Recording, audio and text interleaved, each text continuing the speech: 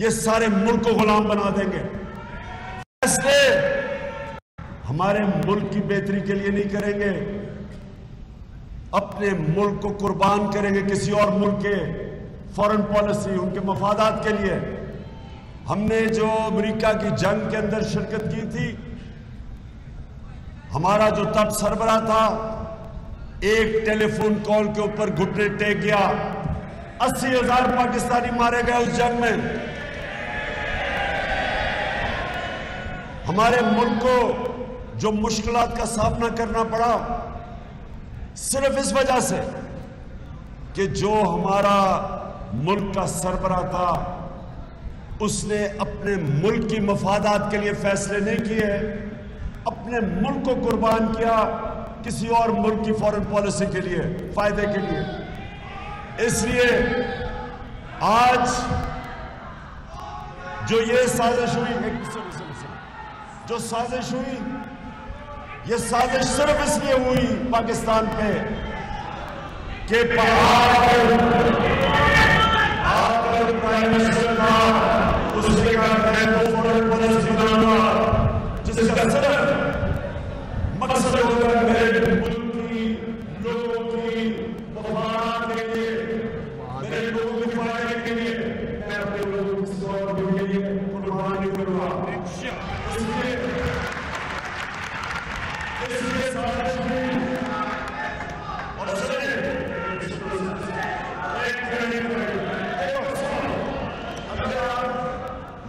मुझे तकलीफ नहीं करने चाहिए, हमारे पास रहेंगे तो हम कैसे नहीं कर रहे लोगों के पास। आपने बहुत से सुनने में आपको पैगाम है, क्योंकि मैं चाहता हूं कि कम से कम 20 लाख लोग इस्लामाबाद में पहुंचे जब मैं पहुंचूंगा।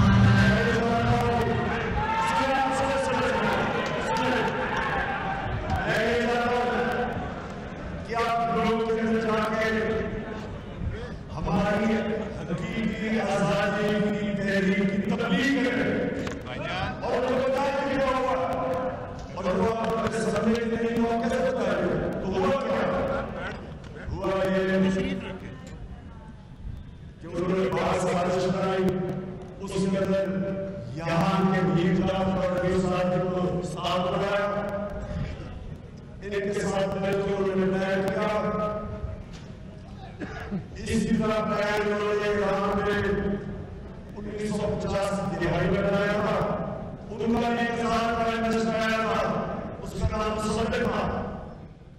उसने भी फैसला किया कि ईरान का जो तेल है उसका फायदा ईरान के लोगों को होना चाहिए। अमेरिका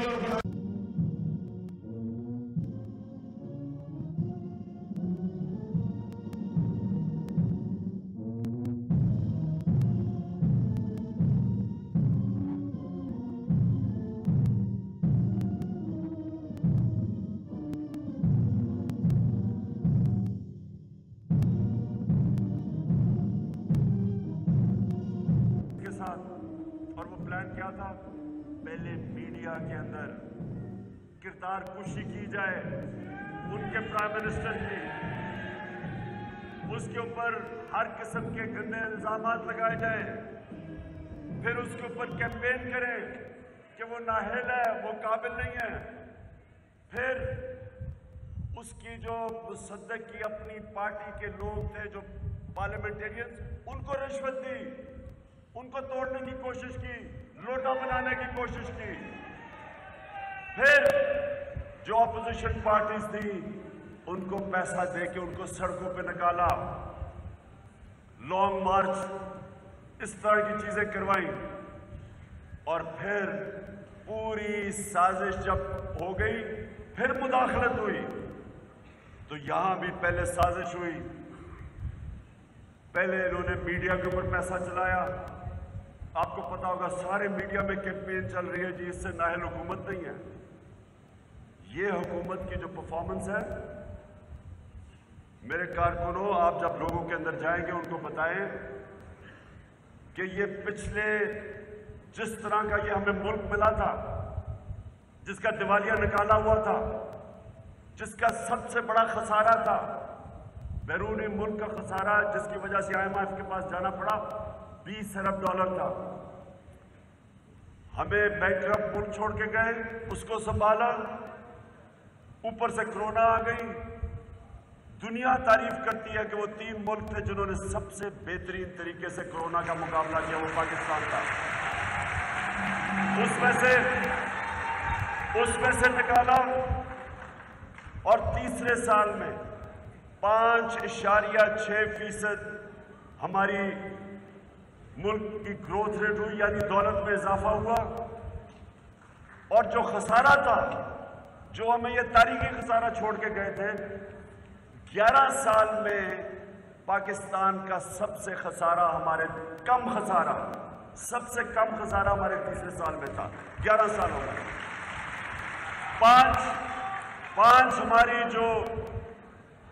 पांच हमारी फसलें, उनकी रिकॉर्ड पैदावार थी, क्योंकि हमने किसानों की मदद की, हमने उनको टाइम पे पेमेंट दिलवाई, उनको पूरे पैसे दिलवाए।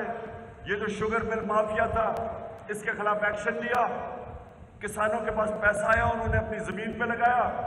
5 बड़ी जो हमारी फसलें थी, उनकी रिकॉर्ड पैदावार हुई, रिकॉर्ड पैसा गया किसानों के पास। इंडस्ट्री हमारी मार्च में 8.6% पे बढ़ी। इसका मतलब नौकरियां मिली, खुशहाली आई। वर्ल्ड बैंक की सर्वे है कि बर्रे सगीर में जिस मुल्क में सबसे कम बेरोजगारी थी, वो पाकिस्तान था। फिर उसके बावजूद मीडिया पे पूरी कैंपेन चलाई गई कि हुकूमत फेल हो गई, हुकूमत नाअहल है। इसके बावजूद कि वही IMF कह रहा है कि पाकिस्तान सस्टेनेबल ग्रोथ पर निकल गया, वर्ल्ड बैंक तारीफें कर रहा है, या हमारी ऑपोजिशन कहती फेल हो गई। तो पूरी प्रोपेगेंडा कैंपेन चलाई गई। फिर हमारे उन लोगों से मिला, अमेरिकन एम्बेसी किनसे मिल रही थी? हमारे उन लोगों से जो बाद में लौटा हुआ है, उनसे मीटिंग शुरू कर दी इन्होंने।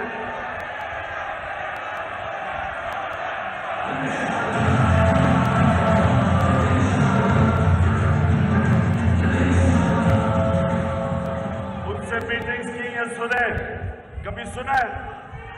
एम्बेसी में, एक मिनट सुने, एम्बेसी में जब एम्बेसी के लोग मिलते हैं, वो किस लिए मिलते हैं? वो मिलते हैं, ओहो बस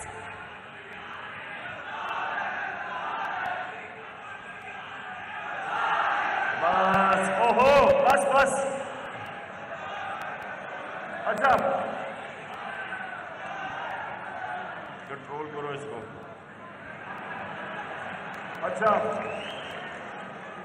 अब सुने, एम्बेसी किस तरह के लोगों को मिलती है? वो मिलती है फॉरेन पॉलिसी की बात करने के लिए।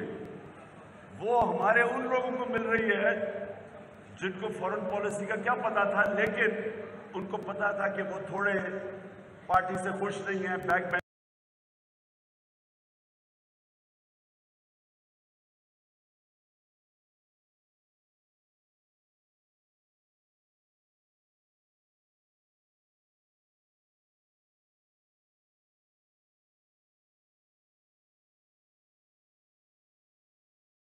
उनको मिलना शुरू कर दिया। ऑपोजिशन लीडर से मुलाकातें बढ़ गई उनकी। और फिर एक America under secretary of state जिसका नाम डोनाल्ड लू था, वो हमारे एम्बेसडर को मिलता है वॉशिंगटन में 7 मार्च को मिलता है। और उसको क्या कहता है, ये जरा चुप करके सुने, क्योंकि आपने लोगों को बताना है जब आप लोगों के अंदर जाएंगे। वो कहता है हमारे एम्बेसडर को कि इमरान खान के खिलाफ नो कॉन्फिडेंस की मोशन टेबल कर दी गई असेंबली में, कर दी जाएगी, अभी की नहीं थी। उसको वॉशिंगटन में पहले पता था कि नो कॉन्फिडेंस टेबल की जा रही है, और फिर कहता कि अगर ये नो कॉन्फिडेंस इमरान खान के खिलाफ कामयाब ना हुई, यानी ये प्राइम मिनिस्टर रह गया, तो पाकिस्तान को बड़ी मुश्किलात का सामना करना पड़ेगा। कहता कि पाकिस्तान को हम आइसोलेट कर देंगे, यानी पाकिस्तान को तन्हा कर देंगे, और हम भी नहीं, यूरोपियन भी कर देंगे। उसको धमकी देता है। और लेकिन कहता कि अगर इमरान खान को नो कॉन्फ्रेंस से हटा दिया गया तो पाकिस्तान को माफ कर देंगे। अब ये जरा सुने। पहले तो जो हमारे मुखालिफ थे, ये ऑपोजिशन पार्टीज, इन सारों ने कहा जी ये झूठ है। जो मुरासला हमारे पास आया था, जो साइफर आया था, इन्होंने कहा ये फ्रॉड है।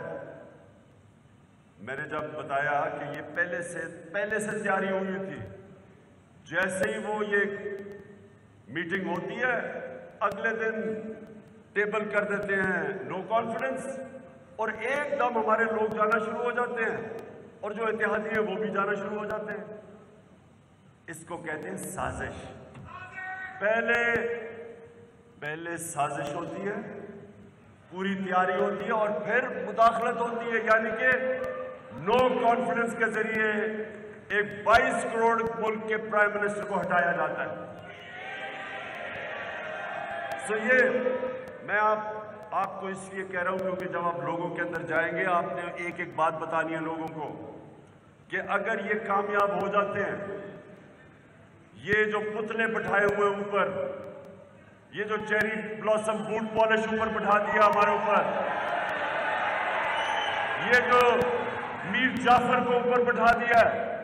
मीर जाफर वो आदमी था जिसने बंगाल में अंग्रेजों के साथ मिलकर सिराजुद्दौला, जो मुसलमान वहां का गवर्नर था, उसके खिलाफ साजिश करके बंगाल को अंग्रेजों का गुलाम बना दिया जाती मफादात के लिए। ये भी वही मीर जाफर है NRO 2 के लिए, क्योंकि अब इसको NRO मिल जाएगा, चोरी सारी इसकी और इसके सारे टब्बर की चोरी माफ हो जाएगी। उसके लिए ये पाकिस्तान को अब गुलाम बनाएगा। इसलिए आपने लोगों के पास जाना है और ये भी बताना है कि अगर ये कामयाब हो जाता है, कभी कोई पाकिस्तान का प्राइम मिनिस्टर आगे से किसी बैरूनी ताकत के खिलाफ जो धमकी मिलेगी वो खड़ा नहीं होगा, वो भी घुटने टेक देगा अपनी कुर्सी बचाने के लिए। ये मुल्क की हकीकी की आजादी की जंग है, और आपने गली गली लोगों को बताना है कि ये कामयाब हो गया, आगे से ये मुल्क हमेशा गुलामी करेगा, क्योंकि ये सारे चोरों के जो खानदान हैं वो सारे गुलामी करेंगे, क्योंकि इनके अरबों डॉलर बाहर पड़े हुए हैं। ये कभी भी स्टैंड नहीं लेंगे, ये अपने मुल्क के लिए कभी खड़े नहीं होंगे। और दूसरी चीज दूसरी चीज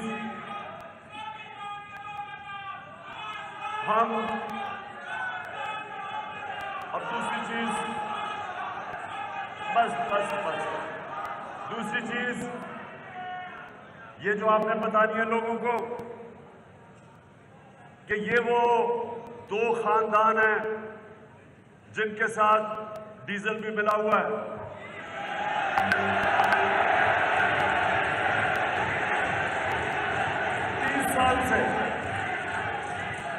30 साल से ये मुल्क की हुक्मरानी करते रहे। इनके ऊपर जो करप्शन के केसेस हैं इनके दौर के बने हुए हैं। इनको पहले जनरल मुशर्रफ ने अमेरिका के प्रेशर में NRO दिया।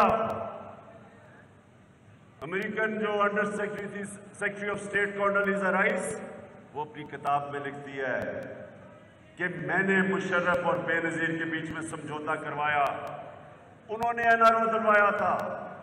उस NRO की वजह से जो लूटमार हुई इनके 10 सालों में 8 से 18 तक 4 गुना पाकिस्तान का कर्जा बढ़ा। इस मुल्क का कर्जा जो मुशर्रफ के दौर में कितना था और इनके दौर में कितना था। मुशर्रफ के दौर में बैरूनी कर्जा ये 2 या 3 अरब डॉलर बढ़ा। इनके दौर में 50 अरब डॉलर से ऊपर कर्जा बढ़ा, जिसकी हमारी हुकूमत को उसका सारा बोझ हमारी हुकूमत को उठाना पड़ा। और इन्होंने जो लूटमार की और केसेस बने, अब ये NRO 2 लेने का सोच रहे हैं। अब ये आएंगे वापस।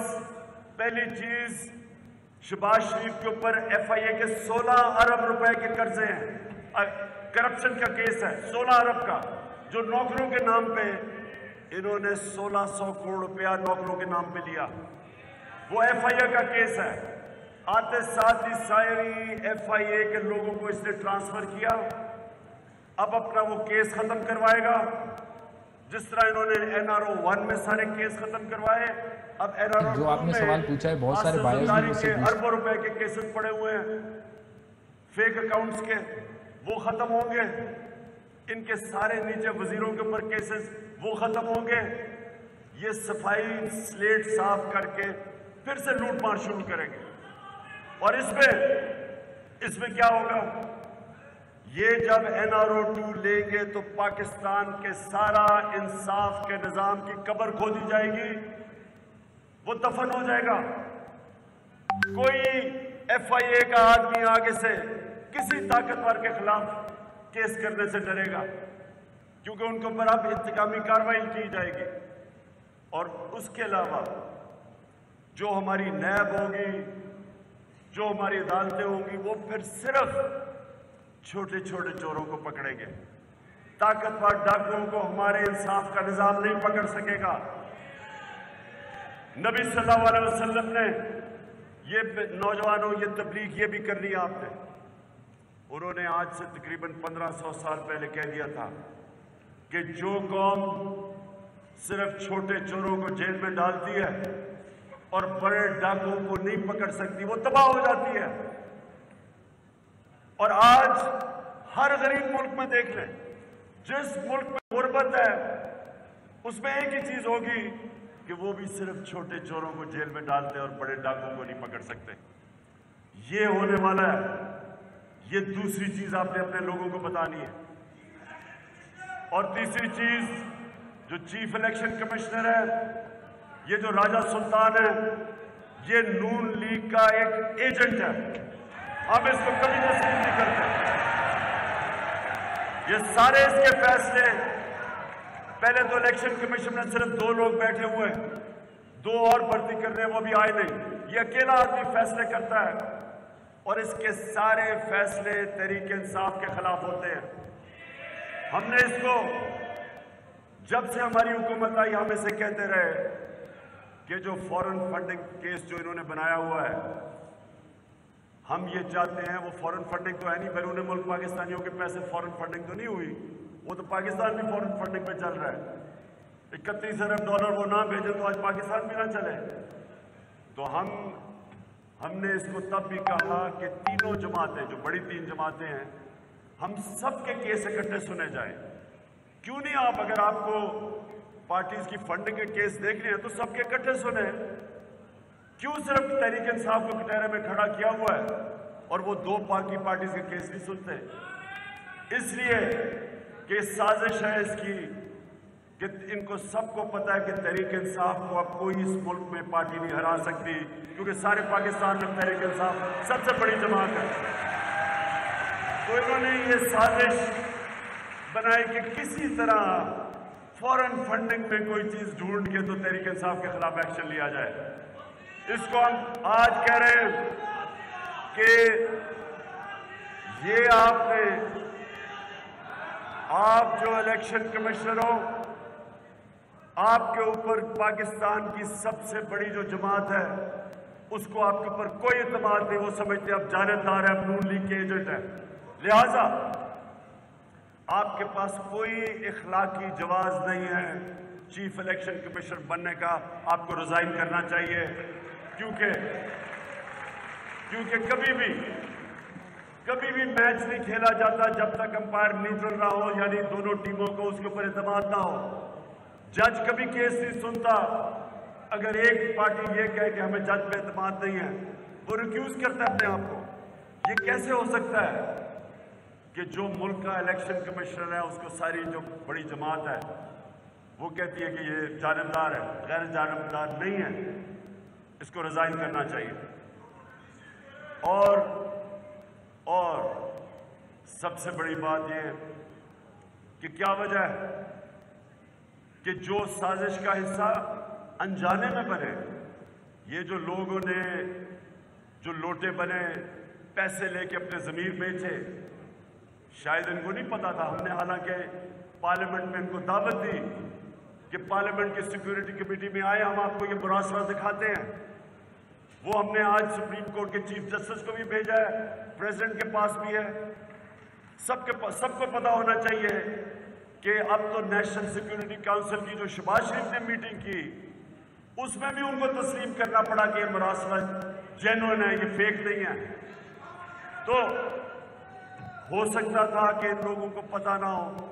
शहबाज शरीफ को और आसिफ जरदारी को, नवाज शरीफ, उसने तो सबसे ज्यादा साजिश पे उसने लंदन में बैठ के की थी, और फजल रहमान को, इन सबको पता था कि ये मुरासला असल में अमेरिका के साजिश के हिस्से थे। ये तीनों थ्री स्टूडेंट्स साजिश का हिस्सा थे। लेकिन हो सकता है कि ये जो लोटे थे इनको ना पता हो।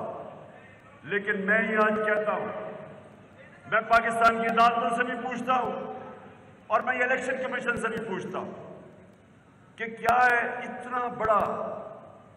इतनी बड़ी साजिश हुई पाकिस्तान से, और ये लोगों ने अपने जमीर बेचे, 20-25 करोड़ रुपए के लेके इन्होंने इस साजिश का हिस्सा बने, गवर्नमेंट को गिराने में इन्होंने पूरा हिस्सा लिया। तो क्या पाकिस्तान का इंसाफ का निजाम कोई इनके ऊपर स्टेप नहीं लेगा? क्यों नहीं इसके ऊपर फौरी तौर पे डे टू डे हेयरिंग की गई? ये क्या हम मिसाल दे रहे हैं अपनी आने वाली नस्लों को, अपने बच्चों को क्या मिसाल दे रहे हैं कि पार्लियामेंट में वो लोग बैठे हुए हैं, ऐसे लोग हैं जो पैसे लेके अपने हल्के के लोगों से भी गद्दारी करते हैं, अपने मुल्क से भी करते हैं, अपने आइन से भी करते हैं, कानून की भी खिलाफ वर्जी करते हैं। इनके ऊपर कोई एक्शन नहीं लिया जाएगा। और क्यों इतनी देर लग रही है? ये सारी कौम की डिमांड है, इलेक्शन कमीशन से भी, अपनी अदलिया से भी, कि डे टू डे हेयरिंग करके इनके खिलाफ एक्शन लिया जाए।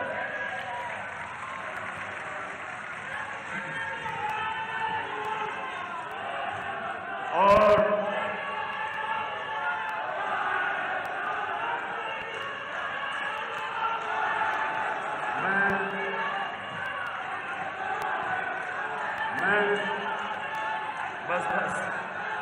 मैं आखिर में दो चीजें और कहना चाहता हूं। मैं इसलिए चाहता हूं, आपकी सबकी जिम्मेदारी है, सुने, जिम्मेदारी है आपकी कि आपने कोई रेस्ट नहीं करना, आपने तबलीग करनी है, अपने इलाकों में जाना है। फिर से मैं कहता हूं, लोगों को आपने बेदार करना है, शऊर देना है कि पाकिस्तान इस फैसला कुल वक्त पे खड़ा है। सबने इस तहरीक में शिरकत करनी है। यह शिरकत है पाकिस्तान के मुस्तकबिल की। और मैं आप सबको आज ये कहना चाहता हूं कि आपके लिए कोई रेस्ट नहीं है। ईद वाले दिन भी ईद भी मिले,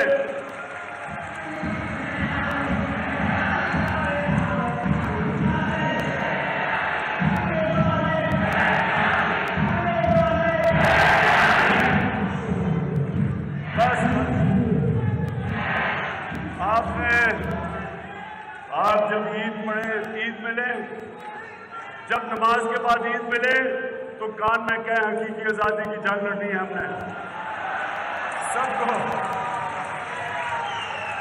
देखिए नौजवानों, मेरी बात सुन लें, कभी भी कोई आपको आजादी लेके नहीं देता।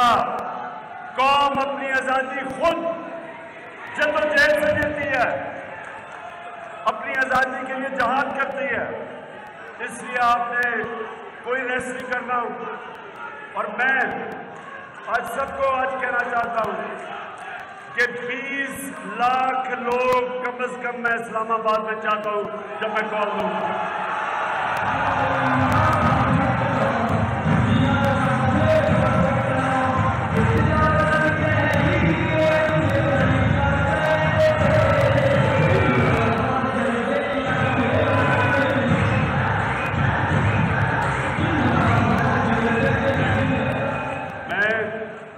इंशाअल्लाह हर शहर जाऊंगा, पाकिस्तान हर शहर में जाऊंगा, अपने लोगों को तैयार करूंगा इस्लामाबाद के लिए।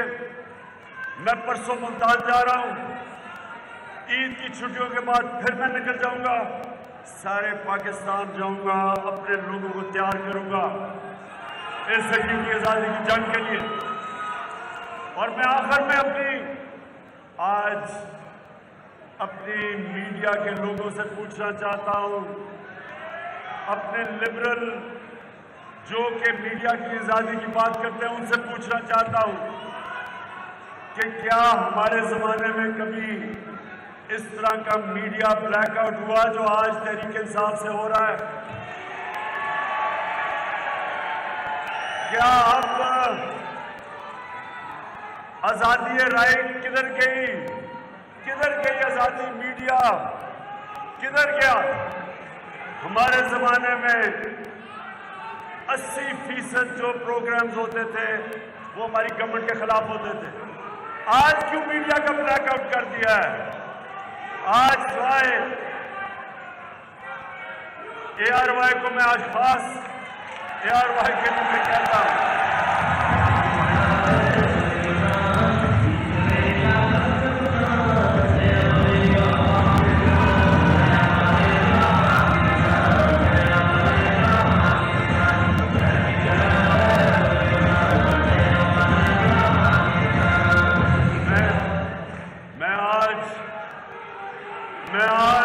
ARY को खराज तहसीन पेश करता हूं कि डट के खड़ा है ARY। और बाकी भी मैं 3 चैनल्स वो भी खड़ी हो रही हैं, लेकिन मैं देखूंगा फिर उनको भी अवाम के अंदर उनको भी खराज तहसीन पेश करूंगा 3 और चैनल्स को। लेकिन बाकी चैनल से मैं पूछना चाहता हूं कि कौन आपको धमकी दे रहा है कि तहरीक इंसाफ को ब्लैकआउट करो? और किधर है वो लिबरल जो हमेशा कहते थे जी कि आजादी है सहाफत और आजादी है राय? मैं आज सिर्फ आपसे सवाल पूछता हूं और कारकुनों, इंशाअल्लाह आपसे मुलाकात होगी इस्लामाबाद में। पाकिस्तान जिंदाबाद।